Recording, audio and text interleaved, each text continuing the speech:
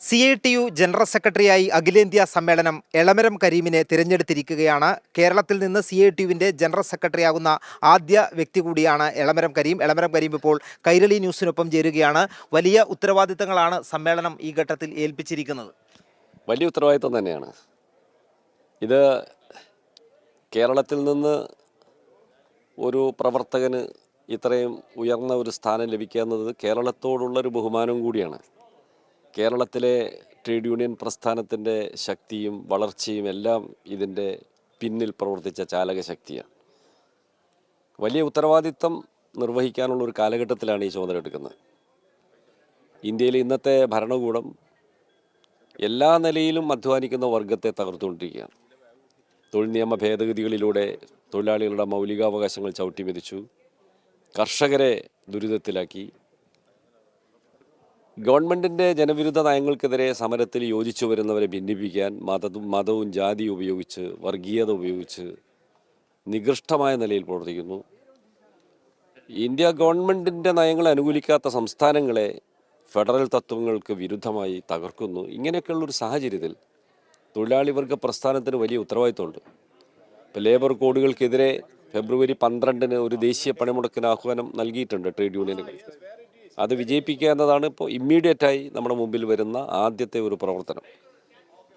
ഈ ചുമതലകൾ നിർവഹിക്കാൻ കഴിയത്തക്ക വിധത്തിൽ CITUവിനെ കൂടുതൽ ശക്തിപ്പെടുത്തുക എന്നതാണ് ഞങ്ങളുടെ മുമ്പിലുള്ള സംഘടനാപരമായ കർത്തവ്യം.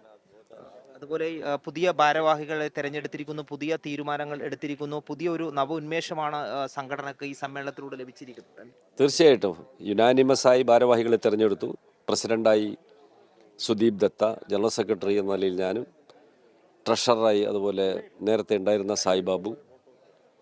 ഒരു പുതിയ ടീം, പുതിയ ഭാരവാഹികളും കൂടി വന്നിട്ടുണ്ട്. വർക്കിംഗ് കമ്മിറ്റിയിലും കേരളത്തിൽ നിന്ന് പുതിയ ആളുകൾ വന്നിട്ടുണ്ട്.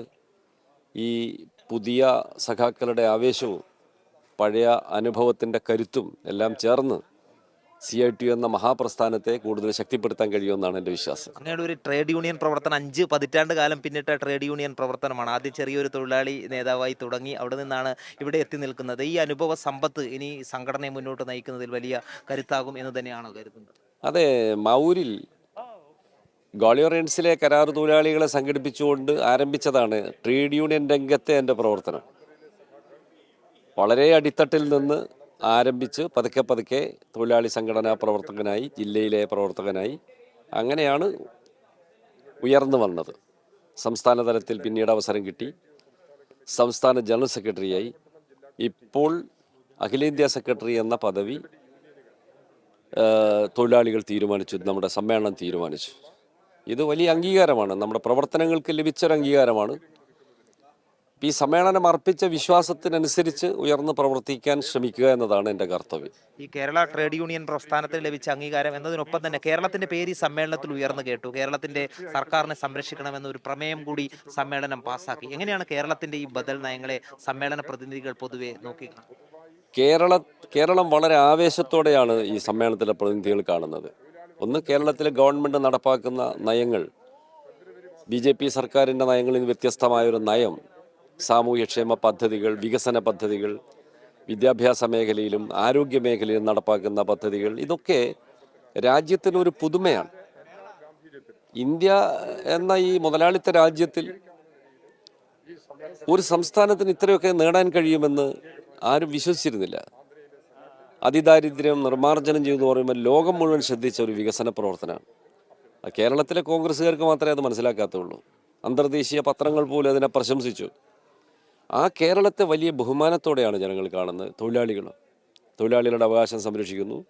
ലേബർ കോഡുകൾ പാസ്സായപ്പോൾ ആ ലേബർ കോഡുകൾ കേരളത്തിൽ നടപ്പാക്കുന്നതല്ല എന്ന് കേരള ഗവൺമെൻറ് പ്രഖ്യാപിച്ചു. അതിനെതിരെ എന്ത് ചെയ്യാൻ കഴിയുമെന്ന് ആലോചിക്കാൻ ഒരു ലേബർ കോൺക്ലേവ് സംഘടിപ്പിച്ചു. ആ ലേബർ കോൺക്ലേവ് ഉദ്ഘാടനം ചെയ്തത് കേരള മുഖ്യമന്ത്രിയാണ്. അദ്ദേഹം ഒരു തൊഴിലാളി നേതാവ് പ്രസംഗിക്കുന്ന പോലെയാണ് ആ ചടങ്ങിൽ പ്രസംഗിച്ചത്. കേരളത്തിൽ തൊഴിലാളികളുടെ അവകാശങ്ങൾ തകർക്കാൻ അനുവദിക്കില്ല, അത് ഗവൺമെൻറ് സംരക്ഷിക്കും എന്ന് ഉറച്ച് പ്രഖ്യാപിച്ചു. ഇതൊക്കെ ജനങ്ങൾക്കറിയാം, തൊഴിലാളികൾക്കറിയാം. അതെല്ലാം ഈ സമ്മേളനത്തിൽ വലിയ പ്രതിഫലനം ഉണ്ടാക്കിയിട്ടുണ്ട്. അതുകൊണ്ടാണ് കേരളത്തിനെതിരായ കേന്ദ്ര നീക്കത്തിൽ പ്രതിഷേധിക്കുന്ന, കേരളത്തെ സംരക്ഷിക്കണം എന്നാവശ്യപ്പെടുന്ന ഒരു പ്രമേയം ഏകകണ്ഠമായി സമ്മേളനം അംഗീകരിച്ചത്.